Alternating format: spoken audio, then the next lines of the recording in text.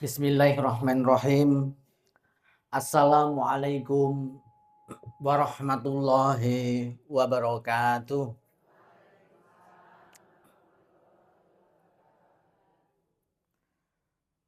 Alhamdulillahilladzi arsala rasulahu bil huda wa dinil haq liyudhhirahu 'alad dini kulli wa kafa billahi syahida.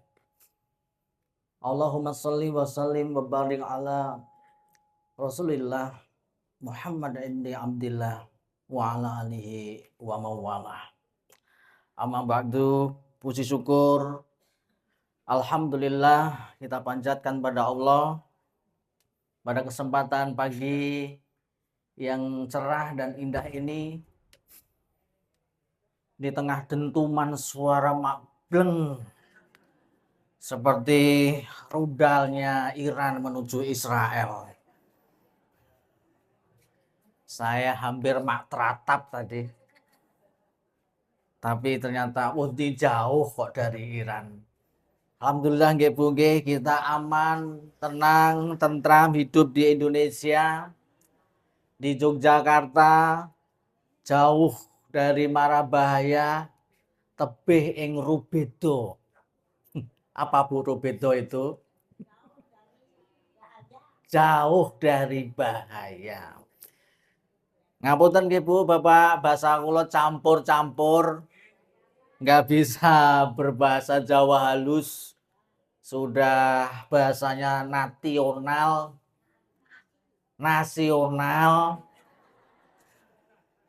kadang juga internasional nggih Bu nggih. Ya, internasional. Ibunya pinter banget. Berkali-kali saya dibenarkan sama ibunya.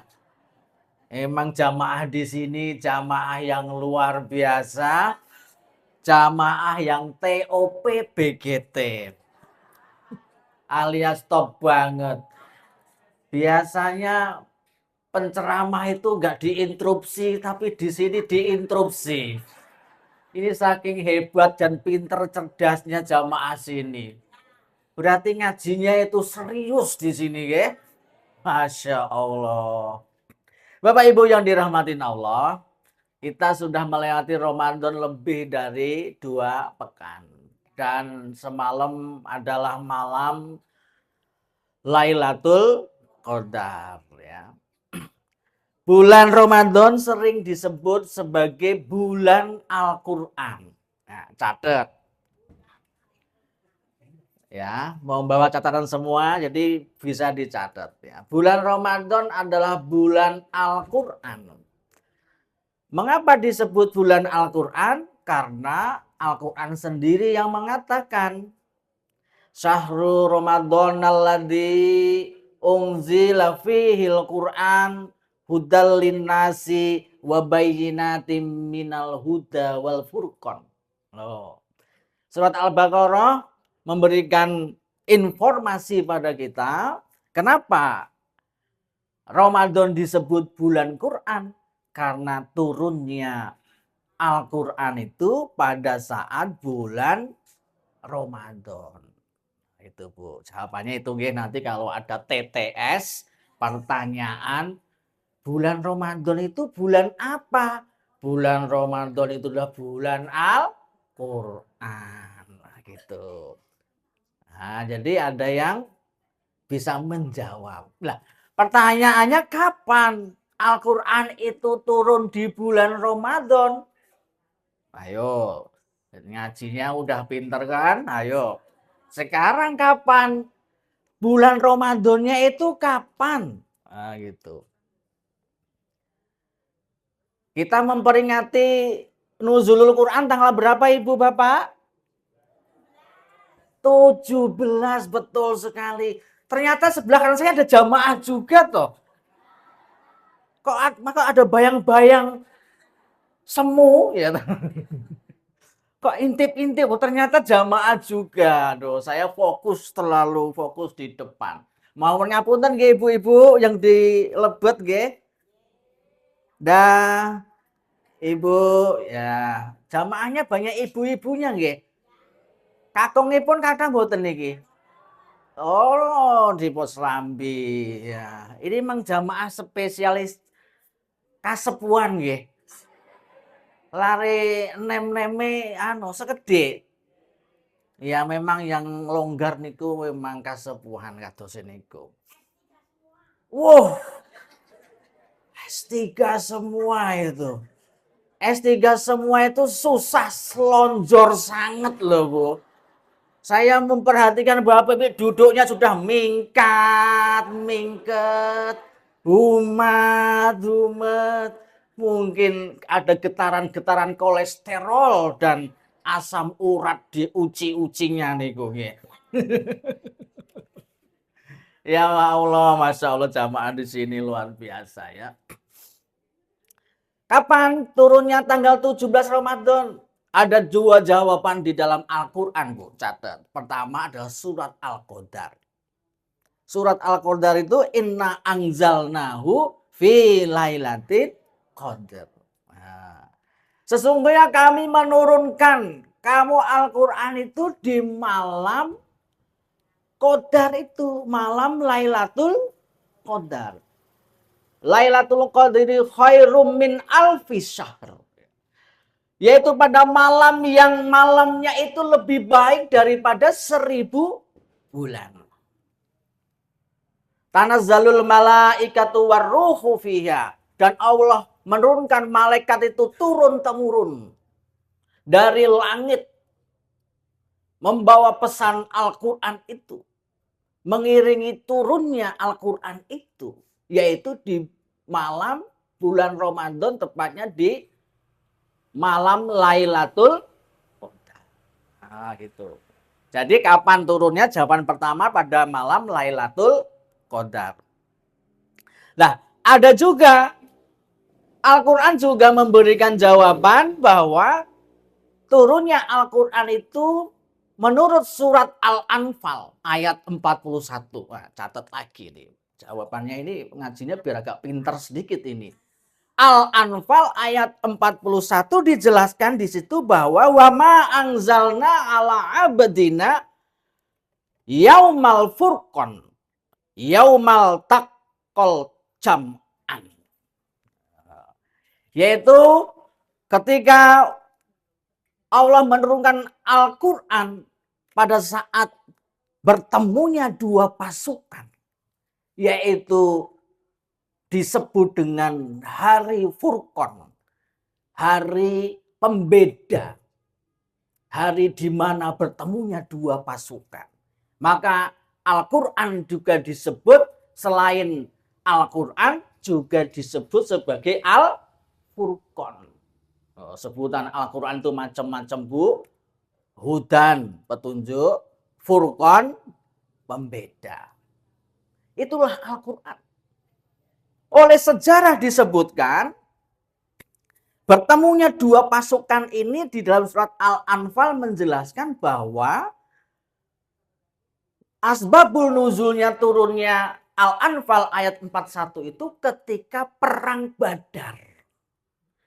Perang Badar yang terjadi ketika ditelisik dalam sejarah, ya dipelajari kapan sih perang Badar itu terjadi. Quran hanya memberikan sinyal bahwa perang Badar itu terjadi pada hari pembeda. Hari di mana bertemunya dua pasukan itu. Dua pasukan apa yang membedakan itu? Satunya kafir Quraisy, pasukan yang dipimpin Abu Jahal dan abu-abu yang lain itu bertemu dengan pasukan kaum muslimin. Yang jumlahnya enggak imbang, Bapak Ibu. Jumlahnya enggak imbang. Pengikut Nabi Muhammad itu masih sedikit. Dan kebanyakan adalah orang-orang lemah, hamba saya, kerabat-kerabat dekat. Yang sedikit, lemah, enggak punya pengalaman berperang sama sekali, diserbu tentara kafir Quraisy dari Mekah yang jumlahnya ribuan. Pasukan terlatih, wijine panglima-panglima perang, nek gambarnya belejete figure itu ya gotot-gotot begitu. Lah pasukannya Nabi Muhammad itu tua rentak, nek nang kene jenenge tulas pindo. Untune telas pipine kendo. Itu mungkin mirip-mirip dengan jamaah yang di sini atau saya. Inilah pasukan Nabi Muhammad, tapi jangan salah, walaupun tulas pindo mengalahkan pasukan Quraisy, otot kawat balung wesi itu. Wow, jangan remehkan yang tulas pindo ini. Walaupun kelihatan lemah fisiknya, tapi kuat imannya. Nah, ya kan? Kuat amal solehnya. Kuat sedekahnya. Mana kota infaknya ini? Wah, kita periksa aja itu kota infaknya. Jumlahnya berapa? Nanti kalau kurang tak tambahi.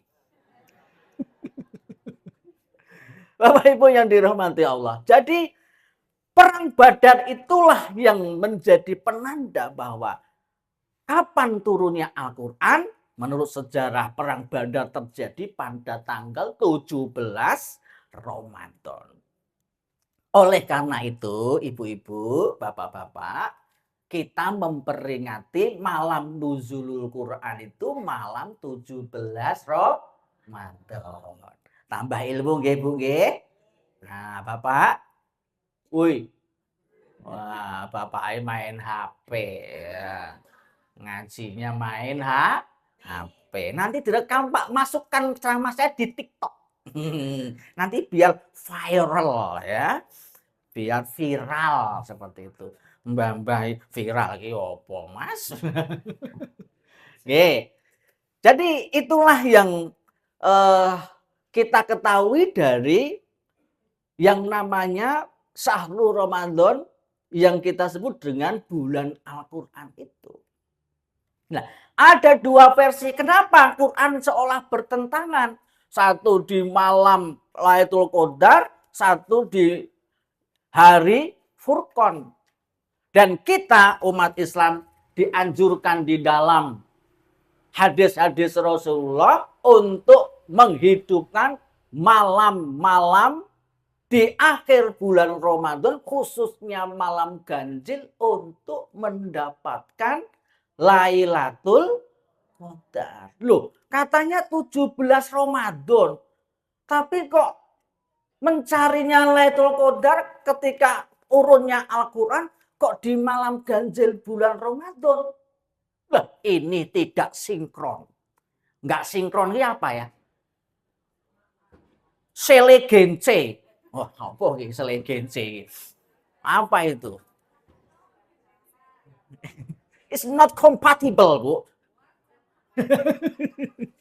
Kayak nggak pas gitu. Yang benar yang mana? Di akhir bulan Ramadan, di malam-malam ganjil yang nuzulul Quran itu, Lailatul Qadar itu, atau 17 Ramadan seperti surat Al-Anfal. Nah, jalan tengahnya begitu, Bu. Ilmunya biar tambah, biar meningkat. Tak kasih bocoran. Iki rada alus bocoran iki. Nah, pertama, surat Al-Qadar itu menjelaskan turunnya Al-Quran itu dari Lauhul Mahfudz ke Baitul Izzah, yaitu langit dunia, itu utuh, mak gedebuk. Karena semua sudah ditulis di Lauhul Mahfudz itu, maka Allah menurunkan dari Lauhul Mahfudz itu kepada langit dunia. Gitu. Utuh. Lah, kapan yang Al-Anfal ayat 41 itu, yang Yaumal Furqan itu turun dari langit dunia ke langit di mana bumi kita berada. Nah, ketika surat Al-Alaq itu turun, di Nabi Muhammad tahanus di Gua Hira mendapatkan wahyu pertama, yaitu surat Al-Alaq, Iqra bismi rabbikal ladzi khalaq. Nah, Iqra itulah turunnya Al-Quran dari langit dunia kepada Nabi Muhammad Sallallahu Alaihi Wasallam. Nah ini, jadi begitu Bu. Yang Lailatul Qadar itu, surat Al-Qadar, itu dari Lauhul Mahfuz ke langit dunia atau Baitul Izzah. Nah, dari Baitul Izzah ke Nabi Muhammad itulah turunnya berangsur-angsur selama berapa tahun Bapak Ibu? Kurang lebih 23 tahun. 23 tahun itulah masa di mana Al-Quran turun utuh seperti turunnya dari Lauhul Mahfuz ke Baitul Izzah. Nah ini Bapak Ibu, kenapa disebut Al-Furqan tadi? Yang ketika itu sebagai perlambang antara jahiliyah, kegelapan, dan cahaya yang terang benderang. Maka Al-Quran itu disebut nur juga. Nur Al-Quran. Jadi cahaya, bahkan cahaya di atas cahaya. Berkilau-kilauan menerangi dunia, menerangi kita semua supaya kita tidak gelap dalam hidup kita. Kita tidak maksiat dalam hidup kita. Kita selamat dari hidup kita di dunia ini supaya kita itu atina fit dunya hasanah wa fil akhirati hasanah. Pertama. Yang kedua, Al-Furqan juga memberikan pelajaran bagi kita bahwa yang namanya kegelapan akan sirna dengan yang namanya cahaya. Malam itu kita berada dalam situasi gelap gulita. Tapi ketika meletek srengenge, fajar sidik menyingsing, gelap pelan-pelan sirna. Dan itu pelajaran yang namanya kemaksiatan, yang namanya kejahatan, yang namanya kemungkaran akan kalah dengan cahaya kebenaran.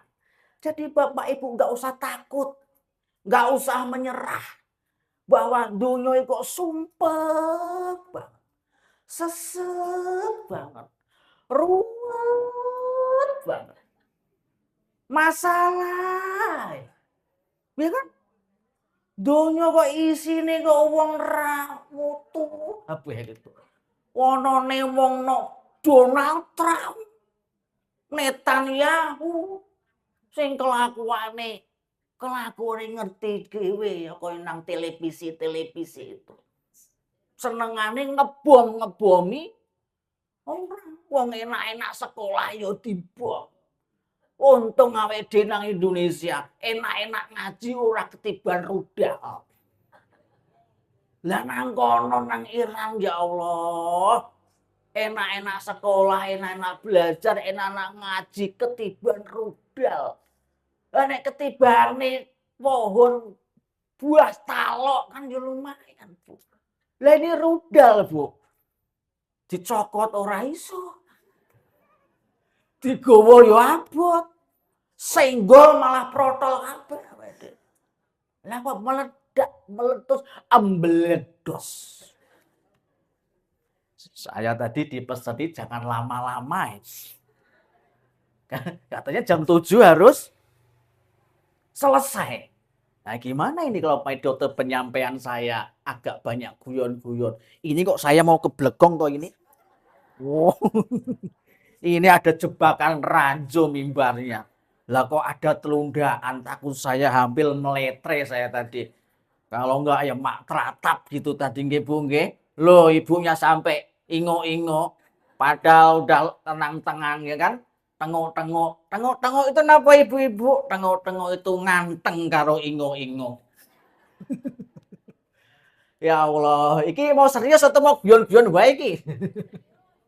Serius nggih? Wah, oke serius. Nah, Al-Quran itu adalah cahaya yang menyinari bumi kita. Yang bumi kita ketika itu bola-balik. Rudal Iran iki kok alhamdulillah ndang meledos nang Israel karena Ojo teko kene. Apa mau lali menjelaske? Ya Allah. Itu suara apa toh, Bu? Dangdeng dangdeng. Mercon. Iya latihan gawe mercon sik ora apa-apa. Besok gawe sing luwih apik. Ya tone sing macem-macem sumpel kuwi ya kan. Iki aku agak keganjel-ganjel iki. Besok mimbarnya dileterke nggih Bu nggih, biar ustadznya nggak terjebak. Cahaya kebenaran akan menyinari, akan menghilangkan kegelapan seperti matahari menyingkap kegelapan yang ada di bumi itu. Jadi di dalam pertarungan hidup di dunia ini, kebatilan pasti kalah dengan yang namanya kebenaran. Sepekat apapun, sehitam apapun kehidupan ini, nanti kalau ada kebenaran, pasti yang menang adalah kebenaran. Gitu Ibu. Itu pelajarannya. Nah kenapa di dalam perang Badar itu disimbolkan kegelapan dan cahaya? Karena memang orang kafir Quraisy itu jahiliyah. Orangnya wis ranggenah pokoknya. Akidahnya bubrah, ibadahnya enggak genah, kelakuannya bubrah. Jahiliyah, masa kegelapan betul. Nabi datang dakwah tidak hanya ditolak, dirintangi, dicaci maki, ya kan? Bahkan diusir, diembargo. Seperti Iran diembargo dunia barat itu. Zaman Nabi berjuang di Mekah diembargo, Bu. Total selama 3 tahun. Ketika Nabi berdakwah di Mekah itu, ada fase di mana Nabi disakiti nggak bisa. Kalian masih ada pelindungnya. Pelindungnya adalah Abu Thalib, pamannya yang bangsawan di sana. Dan Khadijah yang orang kaya sugih blegedu. Jadi tidak berani orang nyentuh Nabi Muhammad, mencelakakan Nabi Muhammad. Puncaknya adalah Nabi Muhammad diisolasi. Diisolasi itu apa ya? Dibatasi aksesnya. Bahasa sekarang, bahasa internasionalnya itu diembargo. Orang oleh ketemu, orang oleh interaksi, orang oleh dol tinuku kalau yang namanya keluarga pengikut-pengikut Nabi Muhammad. Orang oleh dagang. Kalau zaman sekarang kan mata pencarian orang banyak macam-macam ya. Ada insinyur, ada PNS, ada dosen, ya kan? Wes macam-macam. Ada dokter, ada perawat, ada influencer, TikToker, YouTuber, broker, buzzer, wah macam-macam. Pokoknya yang ser itu. Wah, itu sing ser itu biasanya duitnya kathah niku. Dokter kathah to? Influencer kathah mboten? Wes pokoknya sing ser itu kathah. Dosen. Wah, dosen itu katanya ya orang kayak ser itu ya. Kata orang dosen itu sering diejek kayak itu. Dosen ngomongnya sak gajinya sak sen. Ya biasalah so ya. Tidak orang koyo sing sugih blegedu itu. Dan Nabi mah diembargo, Bu. Nggak boleh dol tinuku, nggak boleh dagang. Padahal Nabi Muhammad itu seorang entrepreneur sukses. Pebisnis handal, kaya raya. Apalagi istrinya Siti Khadijah Al-Kubro itu. Konglomerat lintas benua. Wow, coba. Orang mau gamping si Doaro. Khadijah itu sugih itu lintas benua, dagangnya nang Persia, dagangnya nang Romawi. Romawi ono nang Eropa, Persia ono nang Asia. Arab ada di tengah-tengah. Loh, bisnis di Siti Khadijah itu melintas batas Asia sama Eropa. Sugih tenan itu. Siti Khadijah itu. Sebenarnya namanya nggak ada Sitinya, Bu. Namanya ya Khadijah aja. Khadijah aku bro. Wong Jawa wae nambah-nambah tambahi Siti ya toh. Ben SKSD sok akrab, sok dekat. Nah, gitu. Supaya apa dulu dakwah di Indonesia itu namanya rata-rata namanya pakai Siti. Ya kan? Maka ditambahi ben kaya wong awake dhewe disebut Siti Khadijah. Aisyah yo ditambahi Siti Aisyah, padahal namanya nggak ada itu, ada sitinya. Kalau ibu-ibu, bapak-bapak baca hadis itu, anak Aisyah, nggak ada. Siti Aisyah, nggak ada. Ya, itu nggak apa-apa, itu kearifan kita. Jadi embargo selama 3 tahun Nabi Muhammad. Cepet, ruwet, angel, dol tinuku. Duit Nabi Muhammad entek dan Siti Khadijah habis-habisan. Ketika Nabi Muhammad diancam, ketika Nabi Muhammad diembargo, Siti Khadijah bilang kepada Nabi Muhammad, "Ya Nabi, ya suamiku, tenang no pikirmu. Lanjutkan dakwah, lanjutkan perjuangan, jangan takut. Bojomu cek sugih. Kalau mereka mengembargo, pakai hartaku sebanyak-banyak yang engkau mau untuk perjuangan dakwah Islam ini. Kamu butuh berapa? Ambil semuanya. Rawi-rawi atas malang-malang butuh." Wah, gitu Bu. Wah, semangat toh Bu. Wong lanang kok disupport wong wedok seperti itu, kupingnya langsung jegrak. Sirahe langsung mekrok. Wah, wong lanang kok kaya di wedok kayak gitu. Nah, nek apalagi bayangin zaman di Siti Khadijah itu bilang, "Walah Mas Muhammad, wis to, awake dhewe kurang opo? Bondone awake dhewe dipangan 7 turunan rantek. Wis to ora apa-apa. Wis rasah neko-neko." Wah, rasah neko-neko jare. Ora, pokoke iku titah saking Gusti Allah untuk menyebarkan risalah Islam ini kepada umat manusia. Apapun yang terjadi tidak akan mundur. Walaupun kamu letakkan matahari di tangan kananku, rembulan di tangan kiriku, pantang mundur selangkah pun untuk perjuangan dakwah ini. Tok tok tok tok tok tok tok gitu ya. Ini mau keluar itu goro-goronya. Ini semakin kesini semakin dadi bahaya ini. Nanti nggak jadi berhenti Pak. Pak Abdul nanti memberikan kode jangan lama-lama karena nggak tahu mungkin pinggir jalan ya Bu ya. Atau mungkin saya datangnya tadi telat, mohon maaf. Tadi saya terhalang, mobil saya nggak bisa lewat. Ada bongkar muat sembako 2 mobil. Saya antri, yo tak sabar-sabar ke. Tak kuat-kuat ke. Biar Bapak Ibu penasaran ketemu sama saya. Nanti kalau kurang diundang malih nggih Bu nggih. Ya, wah jawabannya semakin banter berarti wis to wis iki rasa terus-terus.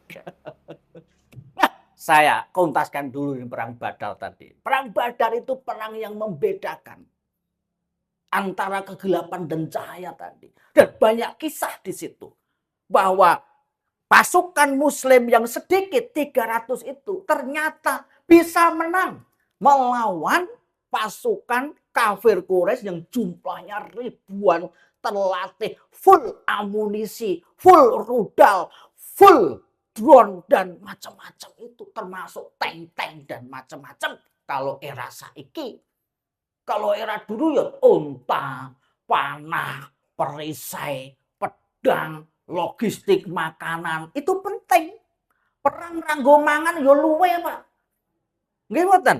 Yo nggo roti, nggo gandum, nggo wedang, apalagi nang tanah Arab, nang Madinah panasnya kayak gitu. Bapak Ibu sampun tindak umroh nggih?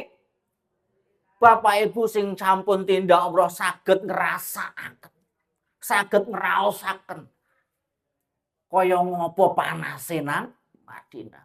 Wawanan perang, tanteng, sanglit Pak, sanglit Bu, haus. Wong saya ceramah gini aja haus, apalagi perang nang padang pasir, panasnya ngentak-ngentak. Wah, itu kalau nggak dilandasi iman dan takwa, atas keyakinan akidah yang kuat, pasti mundur teratur itu. Nah di situ perang Badar itu memberikan pelajaran bagi kita bahwa ternyata kita bisa menang melawan kemungkaran, kebatilan, kegelapan, dan jahiliyah itu. Asal kuat keyakinan kita, tetap hati kita berada dalam kebenaran, tidak ada keraguan di dalam hati kita. Nah, kalau ibu-ibu sudah punya niat kebaikan, jangan mundur. Maju terus. Gas. Semakin dihalangi, semakin gas. Itu baru punya keyakinan azam yang kuat. Nah, banyak kisah yang menarik di dalam perang Badar itu, termasuk kisahnya Abu Ubaidah Al-Jarrah. Perang Badar itu perang yang menandakan hubungan keimanan itu jauh lebih kuat, jauh lebih utama daripada hubungan darah. Hubungan darah. Keturunan. Bapak, Ibu, Kang Mas, Mbak Yu, hubungan darah, hubungan perkawinan, dan lain sebagainya.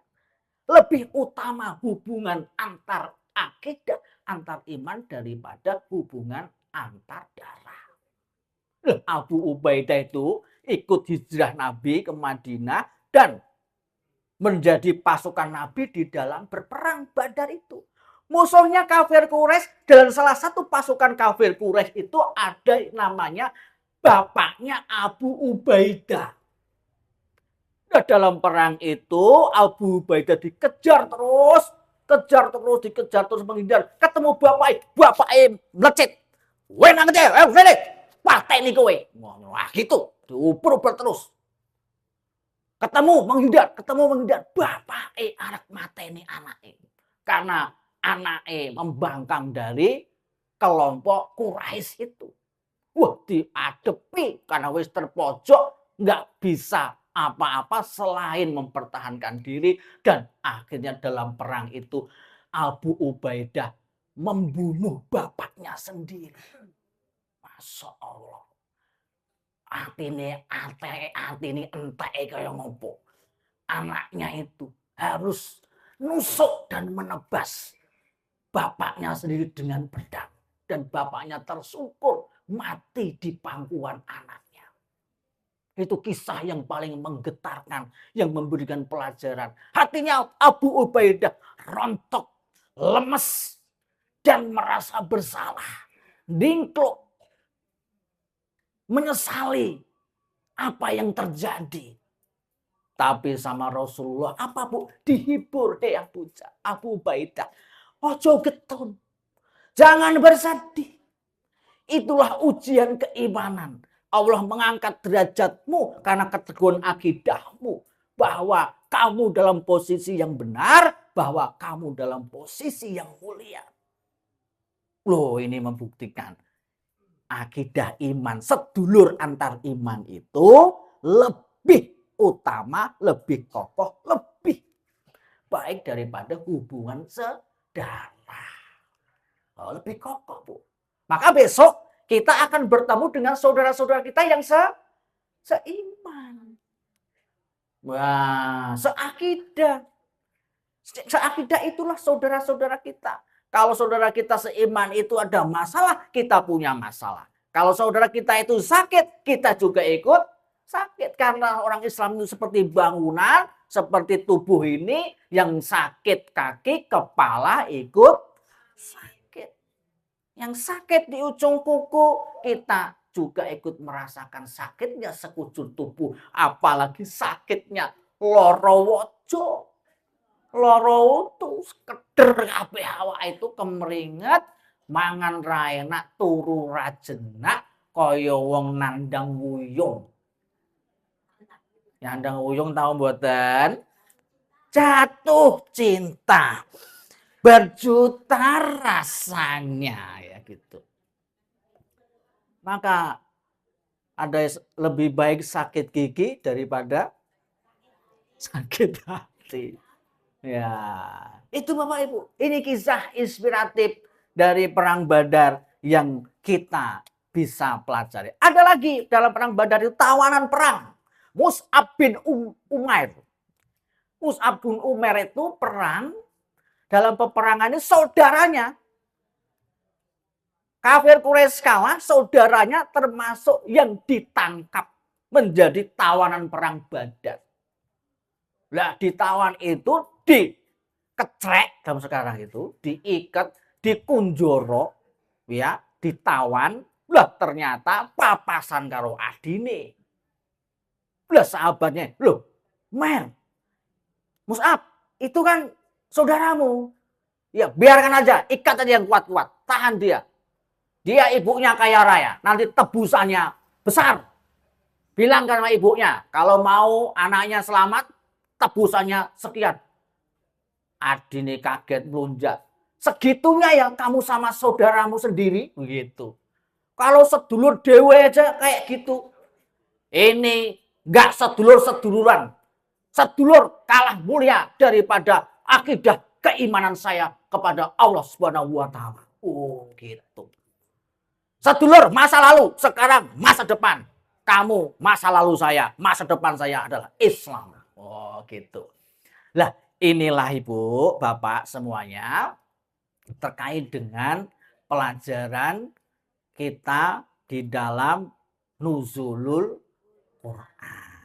Quran memberikan cahaya, menyinari kita sehingga kita menjadi tersadar, pikiran kita menjadi jernih, bening, mantap hati kita di dalam menjalani Islam yang kita yakini bersama-sama ini. Mudah-mudahan ada manfaatnya yang sedikit saya sampaikan. Ibu-ibu, bapak-bapak semuanya diberikan kesehatan, kelancaran, kemudahan di dalam beribadah, dan ibadah Bapak Ibu diterima oleh Allah Subhanahu wa taala. Terima kasih, mohon maaf atas segala kekurangan. Nasrun minallah wa fatun qarib wa basyiril mu'minin. Assalamualaikum warahmatullahi wabarakatuh.